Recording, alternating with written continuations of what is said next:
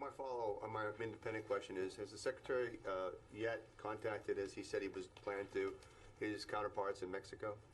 I don't have an issue for that. I can follow up for you on that. Thank you. Okay. Can I just follow up on my question? Sure. Get a follow up. You said that there's a mile a day in construction. You mean the administration, the government as a whole? Has DoD broken ground on any projects? So understand that the executive agent for much of the construction is the Army Corps of Engineers. So when you say the DoD, the Army... Lots of money. The 284 and the 2808, have any projects begun under the... I can get an answer for you in about 10 minutes, but I'm almost certain that on the 284 that we have started projects out of those monies. The money's in the contracts for all of them, but I believe we've broken ground on those. I can get an update for you pretty quickly after this. All right, we're going to do one more after this. Thanks. Amanda with CNBC. This has been asked a few different ways, but I'm wondering what the lesson learned here is, that the kingdom's top export could be taken out and the world's top 2 oil production facilities could be that vulnerable, and then the ripple effect, as you mentioned, in the global economy. So what was your consensus? What's the lesson learned from this? And my follow is, has Secretary Esper had an opportunity to speak with Mr. O'Brien? So with regard to the global, the crisis right now in the Middle East, it's been a lesson we've been talking about for years now, and this administration has been hammering again and again. Iranian destabilizing and malign activity has impacts not just in the region but globally.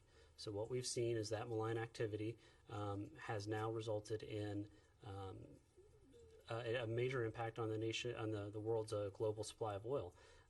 And that impacts different countries differently. The United States is a net exporter of oil, but we have countries, China, Japan, Korea, that are heavily dependent on oil from this region. And so what this, I think, has done is internationalize the problem. So instead of efforts by the Iranians to target individual ships and individual countries, what we've seen is this has now become an international problem where they've now really shown the impact and how debilitating that could be. And the expectation we have, and that I think the Saudis do, is that our international partners are going to take a look at this and realizing it's time for them to step up and help them deter Iranian behavior, but also get Iran back on the diplomatic path. What we've seen is Iran has been confronted with diplomatic and economic challenges based on their behavior, and they've responded with military action. And we want to get them back into the diplomatic channels. With regard to your second question, I haven't spoken to the Secretary about whether he's talked to him. It's been 12 hours. If he hasn't talked to him already, I'm sure he'll be having frequent conversations with them in the coming days. Just one follow-up real quick. Has General McKenzie, the head of U.S. forces in the region, requested additional Patriot batteries or any type of air defense systems? So again, we're constantly taking a look. No announcements to make today regarding any type of... But you can't rule out that General McKenzie made a Again, request. we're constantly looking at what force requirements there may be in the region, but nothing to announce today. Okay, we'll go right back there, last one. So General Townsend was meeting with leaders of the G5 Sahel task force nations in West Africa earlier this week. And I believe it was Ambassador Nathan Sales had mentioned, I think in August, that the U.S. intends to ask coalition partners to up their support for the fight against ISIS, which he said has been destabilizing or threatening the stability of West African nations in Africa. Does the U.S. plan to ask coalition partners to send troops to combat ISIS in Africa? And if so, what do you guys assess would be the response to that, given the sort of shaking of the faith of coalition allies following the president's withdrawal announcement from Syria? So I'll take the first part of that, and then Colonel Ryder on the operational question. Not familiar with the particular meeting, but aware General Townsend, one of our NDS line of efforts is to work with our allies. I know the Secretary's had conversations with our allies when we traveled through Europe a couple of weeks ago on the particular issue of Africa.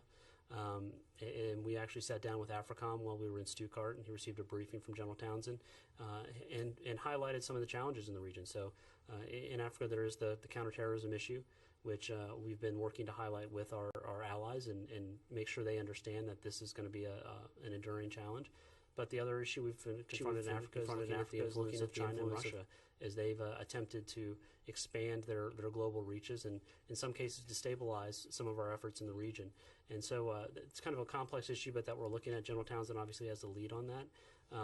But we do expect partners. They've been great coalition partners throughout the war on ISIS in Afghanistan. Afghanistan and throughout the Middle East, and have been partners with us in Africa.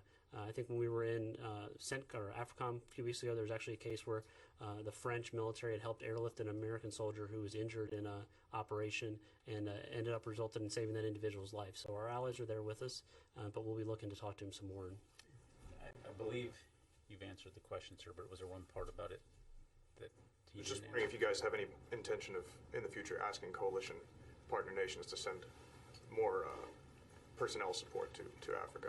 Yeah, I mean, I don't have any specifics in regards to Africa other than to say clearly there is a global coalition to fight ISIS right now and focused on Iraq and Syria. But as we see ISIS manifest itself worldwide, clearly this is an ongoing conversation that we have. About how can we confront the threat of violent extremist organizations? I would point out last October, so almost a year ago, we conducted an annual meeting with chiefs of defense from around the world to talk about the issue of countering violent extremism, and I would anticipate we'll hold another one of those meetings. It'll be a reoccurring thing.